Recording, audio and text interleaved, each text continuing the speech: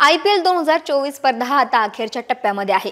त्यामुळे प्रत्येक सामन्यागणिक प्लेऑफची समीकरणं बदलताना दिसतायत।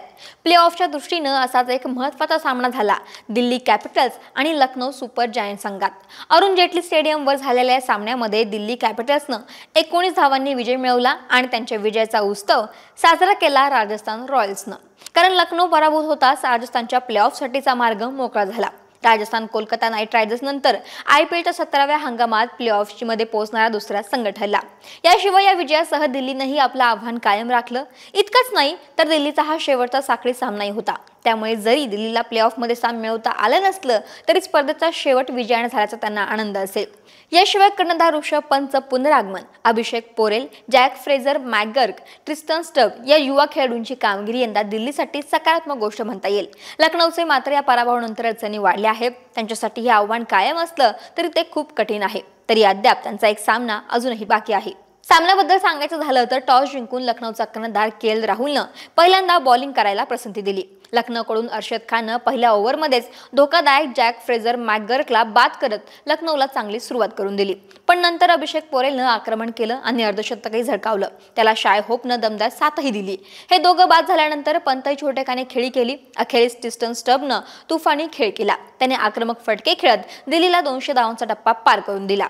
त्यानेही आक्रमक अर्धशतक केलं। त्यामुळे दिल्लीने 20 ओव्हरमध्ये 4 बाद 208 धावा उभारल्या।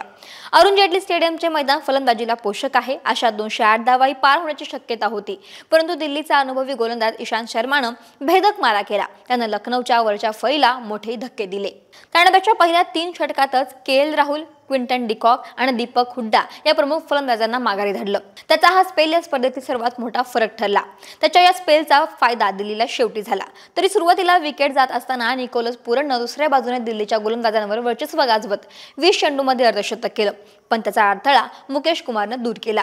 त्यानंतरही लखनौसाठी अर्शद खान उभा राहिला। त्यानंही खालच्या फळीला हाताशी धरत 5 षटकांचा बरसात करत अर्धशतक केलं आणि विजयासाठी प्रयत्न केलं, पण त्याला दुसऱ्या बाजूने भक्कम साथ द्यायला कोणी नव्हतंच आणि तोपर्यंत आवश्यक धावगतीही खूप वाढली होती। अखेरीस लखनौला विजयासाठी अवघ्या 19 धावा कमी पडल्या।